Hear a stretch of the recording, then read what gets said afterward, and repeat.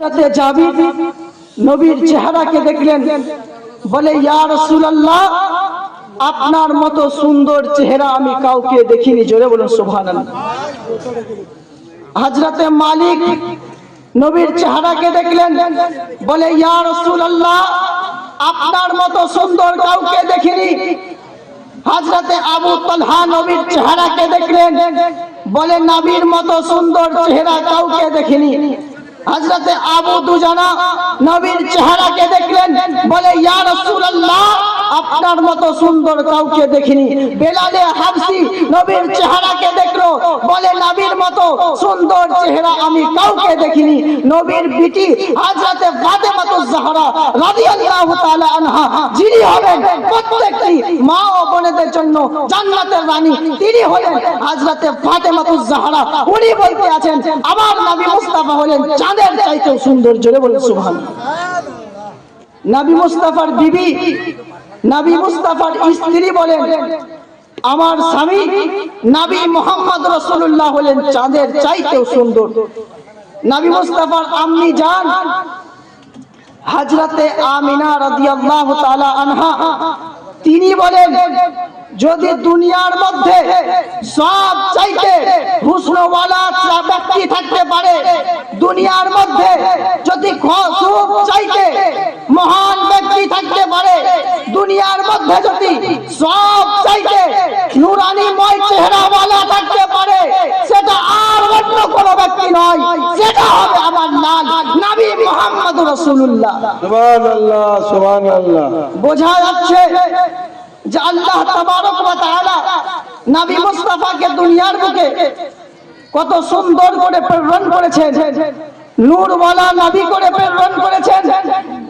হযরতে আলী নবীর চেহারাকে দেখলেন, বলে ইয়া রাসূলুল্লাহ, আপনার মতো সুন্দর চেহারা আমি কাউকে দেখিনি। হযরতে উমরে ফারুক নবীর চেহারাকে দেখলেন, বলে ইয়া রাসূলুল্লাহ, আপনার মতো সুন্দর চেহারা আমি কাউকে দেখিনি। হযরতে উসমানে গনি নবীর চেহারাকে দেখলেন, বলে ইয়া রাসূলুল্লাহ, আপনার মতো সুন্দর আমি কাউকে দেখিনি। হযরতে সিদ্দিক আকবর নবীর চেহারাকে দেখেছেন, হযরতে সিদ্দিক আকবর বলেন নবীর মতো সুন্দর চেহারা আমি আর দ্বিতীয় কাউকে দেখিনি। একদিন হযরতে আবু বকর সিদ্দিক রাদিয়াল্লাহু তাআলা আনহু নবীর দরবারে গেলেন, নবীকে মহব্বতের সহিত ভালোবেসে, নবীকে প্রাণ খুলে, কিন্তু হযরতে সিদ্দিক আকবর রাদিয়াল্লাহু তাআলা আনহু তিনি ছিলেন নবী মুস্তাফার একজন বিশাল বড় আশিকে রাসূল, নবীর প্রেমিক ছিলেন। উনি নবীকে বলতে আছেন ইয়া রাসূলুল্লাহ, ইয়া হাবিবাল্লাহ, নবী গো, আপনার মতো সুন্দর চেহারা আমি আর জগতে দ্বিতীয় কাউকে দেখিনি। জোরে বলুন সুবহানাল্লাহ।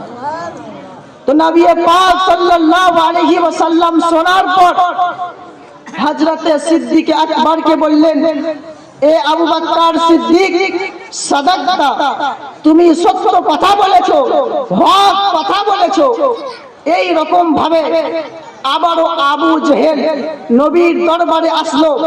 আসার পর নবীকে বলতে আছে, এ মুহাম্মদ বিন আব্দুল্লাহ, এ আব্দুল্লাহর বেটা মুহাম্মদ, শোনো, তোমার মতো নোংরা চেহারা, তোমার মতো জঘন্য চেহারা আমি আর দ্বিতীয় কাউকে দেখিনি।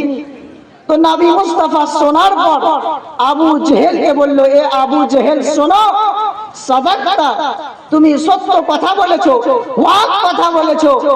এই সমস্ত দৃশ্য যখন সাহাবায়ে কিরাম দেখলেন, উনারা আশ্চর্য হলেন, অবাক হলেন। কেননা হযরতে সিদ্দিক আকবর নবীকে বললেন, ইয়া রাসূলুল্লাহ, আপনার মতো সুন্দর আমি কাউকে দেখিনি। তো নবী বলেছিলেন সাদাকতা। আবার আবু জেহেল নবীর দরবারে আসলো, নবীকে বলল, তোমার মতো জঘন্য আমি আর চেহারাওয়ালা কাউকে দেখিনি। তবুও নবী বলেছিলেন সাদাকতা। এর কারণটা কি, এর ব্যাপারটা কি? ওনারা নবীর দরবারে গেলেন। সাহাবায়ে কেরাম যাওয়ার পর নবীকে জিজ্ঞাসা করতে আছেন, ইয়া রাসূলুল্লাহ, ইয়া হাবিবাল্লাহ, নবী গো, আমরা একটা জিনিস বুঝতে পারলাম না, একটা জিনিস জানতে পারলাম না, আপনার আপনার দরবারে আবু বকর সিদ্দিক আসলো, আপনাকে বলল তোমার মতো নুরানি ওয়ালা চেহারা আমি আর জগতে কাউকে দেখিনি। আপনি বলেছিলেন সাদাক্তা। আবু জেহেল আপনার দরবারে আসলো, আপনাকে বলল যে তোমার মতো নোংরা চেহারা, তোমার মতো জঘন্য চেহারা আমি আর দ্বিতীয় কাউকে দেখিনি। তখন আপনি বলেছিলেন সাদাক্তা, এর ব্যাপারটা কি, এর রহস্যটা কি, এর কারণটা কি ইয়া রাসূলুল্লাহ, আপনি একটু আমাদেরকে বুঝিয়ে দিন। তো নবী পাক সাল্লাল্লাহু আলাইহি ওয়াসাল্লাম সাহাবাদেরকে বলতে আরম্ভ করলেন, এ আমার সাহাবারা শোনো, আমি হলাম আয়নার মতো। জোরে বলে সুবহানাল্লাহ। নবী পাক বললেন, এ আমার সাহাবারা শোনো, আমি হলাম আয়নার মতো। যার যেমন চেহারা হবে, যার যেমন রূপ হবে, আয়নার সামনে গেলে ওই রকমই চেহারা দেখতে পাবে। পাবে কি পাবে না?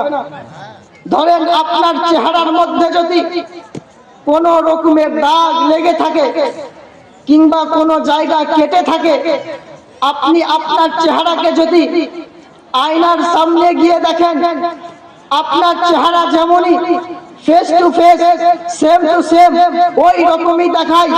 এই জন্য নবী মুস্তাফা বললেন, আমি হলাম আয়নার মতো। যেই ব্যক্তি যেমন চেহারা নিয়ে, যেমন রূপ নিয়ে আমার দরবারে আসবে, ওই রকম চেহারা দেখতে পাবে। আবু বকর সিদ্দিকের চেহারা ছিল সবচাইতে সুন্দর। তাই আবু বকর আমাকে বলেছিলেন, ইয়া রাসূলুল্লাহ, আপনার মতো সুন্দর চেহারা কাউকে দেখিনি। আর আবু জেহেল চেহারা ছিল নোংরা, জঘন্য। তাই আবু জেহেল আমাকে বলেছিল, তোমার মতো নোংরা চেহারা, তোমার মতো দুর্গন্ধওয়ালা চেহারা আমি আর দ্বিতীয় কাউকে দেখিনি। এ মুসলমান, আমি এটাই বোঝাতে চাইলাম, আমি আপনাকে এটাই বলতে চাই, যদি নবী মুস্তাফার চেহারা মুবারককে দেখতে হয় আবু জেহেলের মতো দেখবেন না। যদি নবীর চেহারাকে দেখতে হয় আবু লাহাবের মতো দেখবেন না। যদি নবীর চেহারাকে দেখতে হয় উতবার মতো দেখবেন না। নবীর চেহারাকে দেখতে হলে সাইবার মতো দেখবেন না। যদি নবীর চেহারাকে দেখতে হয় হযরতে আবু বকরের মতো দেখো। নবীর চেহারাকে দেখতে হলে উমরে ফারুকের মতো দেখো। নবীর চেহারাকে দেখতে হলে উসমানে গনির মতো দেখো। নবীর চেহারাকে দেখতে হলে হযরতে আলীর মতো দেখো। এক কথায় নবীর চেহারাকে দেখতে হলে নবী মুস্তাফার উম্মতি হয়ে, নবীর প্রেমিক হয়ে, আশিকে রাসূল হয়ে, নবী মুস্তাফার সাচ্চা আশিকে রাসূল, নবীর দিওয়ানা হয়ে নবীর চেহারাকে দেখো।